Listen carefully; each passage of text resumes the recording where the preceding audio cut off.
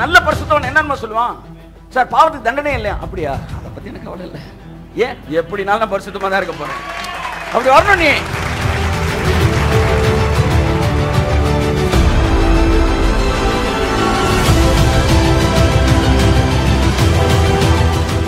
Faith is the matter, faith is the obedience. என்ன சொல்றேன்னா, நீங்க கர்த்தருடைய வார்த்தையை கேட்டு அதை அக்செப்ட் பண்ணிட்டு நீங்க போகும்போது உங்கள் வாழ்க்கைக்கான ஆசீர்வாதம் உங்களை நோக்கி கடந்து வந்து கொண்டே இருக்கிறது.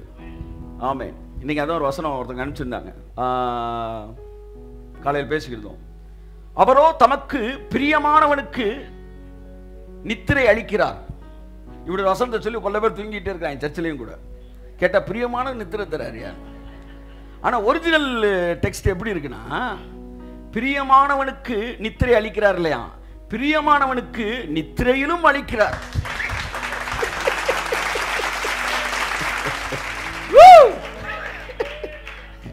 பிரியமானவனுக்கு அவனுக்கு ஜெபத்தில் அளிக்கிறார்லாம், பிரியமானவனுக்கு நித்திரையிலும் அளிக்கிறார். நீ படுத்து கிடக்கிற இந்த பூமியை அப்படின்னா பிரியமானவன் அர்த்தம்.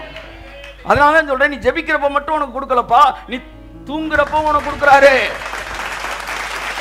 ஆமேன் சொல்லுங்க. ஆமேன். அப்ப ஜெபிக்க வேணாம். திரும்ப திரும்ப நீ இந்த ரூட்ல வராது. ஒரு இன்னைக்கு காலையில கர்த்தர் சொன்னாரு, பாவத்துக்கு தண்டனையே இல்லைன்னு சொல்லிரு, போய் சொல்லிரு. எவனெல்லாம் பாவம் செய்யறானோ அவன்லாம் தண்டனைக்கு பயந்து இது வரைக்கும் பாவம் செய்யாம இருந்திருக்கான். ஒரு பாஸ்டர் சொல்றேன், பாவத்துக்கு தண்டனை கிடையாது நான் சொன்னா, அடுத்த பாஸ்டர் கேட்பாரு, அப்ப பாவம் செய்யலாமா? அப்ப அடுத்து நான் கேட்பேன், அப்ப இவ்வளவு நாள் தண்டனைக்கு பயந்து பாவம் செய்யாம இருந்த மண்டையில நறுக்குன்னு ஓடிடு. ஏண்டா இவ்வளவு நாள் ஊருக்குள்ள பரிசுத்தவான்னு சொல்லி ஏமாத்திட்டு வர தெரிஞ்சிருக்க, தண்டனை இல்லைன்னு செய்யலாமான்னு வரியே நீ. அப்ப இவ்வளவு நாள் நீ தண்டனைக்கு பயந்துதான் பரிசுத்தமா இருந்திருக்கே ஒழிய நீ உண்மையிலே ஒரு பரிசுத்தவானே கிடையாது. ஒரு நல்ல பரிசுத்தவன் என்னன்னு சொல்லுவான்? சார் பாவத்துக்கு தண்டனை இல்லையா? அப்படியா? அதை பத்தி எனக்கு கவலை இல்லை. ஏன்? எப்படினாலும் நான் பரிசுத்தமா தான் இருக்க போறேன். அப்படி வரணும் நீ. ஏன் வரமாட்டேன்ற? என்கிட்ட வந்து குலோப் ஜாமுன் ஃப்ரீன்னு சொன்னா அப்படியா ஓகேன்னு போயிடுவேன். ஏன்? எப்படினாலும் அதை சாப்பிட மாட்டேன், எனக்கு பிடிக்காது. எனக்கு பிடிக்காத ஒன்றை நீ காசு கொடுத்தாலும் வாங்க மாட்டேன், ஓசில கொடுத்தாலும் வாங்க மாட்டேன். புரியுதா நான் சொல்றது? நல்ல போதகன் என்னையா சொல்லியிருக்கணும், நீ பாவத்துக்கு தண்டனை இல்லைன்னா அப்படியா ஓகே பரவாயில்ல நல்ல செய்தியா இருக்கு, அடுத்த செய்தி அப்படின்னு போயிருக்கணும். அது எப்படி இல்லையா அப்படின்னா பாவம் செய்யலாமா? அப்படின்னா இவ்வளவு நாள் எதுக்காக பாவம் செய்யாம இருந்திருக்க? தண்டனைக்கு தான் பாவம் செய்யாம இருந்திருக்கியா?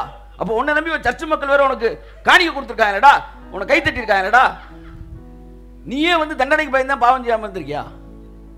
இல்லை, நான் வந்து பாவத்தை வெறுக்கிறேன் அதனால செய்யலன்னு நீ சொன்னா, தண்டனை இருந்தாலும் இல்லாட்டினாலும் நீ அதை பத்தி அந்த செய்தியை பத்தி நீ கவலைப்பட்டிருக்கவே கூடாது. நிறைய பேர் இதுதான், ஏசு எல்லாத்தையும் செஞ்சு முடிச்சிட்டார், அப்ப ஜெபிக்க வேணாமான்றாங்க. அப்ப இவ்வளவு நாள் கொடுக்கறதுக்கு தான் ஜெபிச்சியா நீ? உன் ஜெபமே வந்து அவர்கிட்ட இருந்து எதையாச்சும் ஆட்டையே போடணும். இனி உன் திருமண மதுரை பாஷைக்கு வந்தா நீ சரியாவ, நீ எதையாச்சும் அவர்கிட்ட ஆட்டையே போடணும், எதையாச்சும் அவர்கிட்ட இருந்து வந்து மட்டையை கட்டி வாங்கணும்னு நினைச்சிருக்க நீ. அதனால எல்லாம் முடிச்சுட்டாருன்னா இனி எதுக்கு ஜெபிக்கணும்ன்றான். எவ்வளவு பெரிய பெரிய பெரிய பெரிய ஜெப பெரிய பெரிய ப்ரீச்சர்ஸ்லாம் பேச கேட்குறாங்க. எல்லாம் முடிச்சுட்டா ஜெபம் பண்ண வேணாமா? நான் கேட்குறேன், இவ்வளோ பெரிய ப்ரீச்சரா இருக்கியா, என்னைக்காச்சும் அவர்கிட்ட பேசணும், அவர்கிட்ட அன்பா இருக்கணும், அவரை ரசிக்கணும். இப்படி நீ ஜெபமே பண்ணலையா?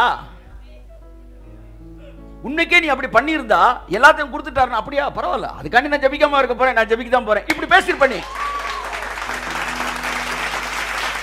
கெட்டு போகிறவர்களுக்கு பைத்தியமா இருக்கிறது, ரட்சிக்கப்படுகிற நமக்கோ அது தேவ பலனா இருக்கிறது. தண்டனை இல்லை பாவத்திற்கு, தைரியமா பேசலாம். இப்ப இது இல்லைன்னு பேச வருவான் பாருங்க, அவனுக்கு தான் தைரியம் வராது. என்ன இப்ப தெளிவா கேட்டுட்டான், ஆஹா இவன்ட்ட போய் கேட்டோம்னா அடுத்த கேள்வி என்ன கேட்பான்? அப்ப இவ்வளவு நாள் தண்டனைக்கு பயந்துதான் நீ பாவம் செய்யாம இருந்தியா? அதனால இப்ப அவர்கள் தான் பயப்படுவாங்க. நம்ம தைரியமா சொல்லலாம், பாவத்துக்கு தண்டனை தேவன் வாங்கி முடிச்சிட்டார். ஜெபத்தில் கேட்டு நீ எதையும் வாங்க வேண்டிய அவசியம் இல்லை, எல்லாமே ஏற்கனவே அவர் உனக்கு கொடுத்து முடிச்சிருக்காரு. கர்த்தர் உங்களை ஆசீர்வதிப்பார். ஹல்லேலூயா.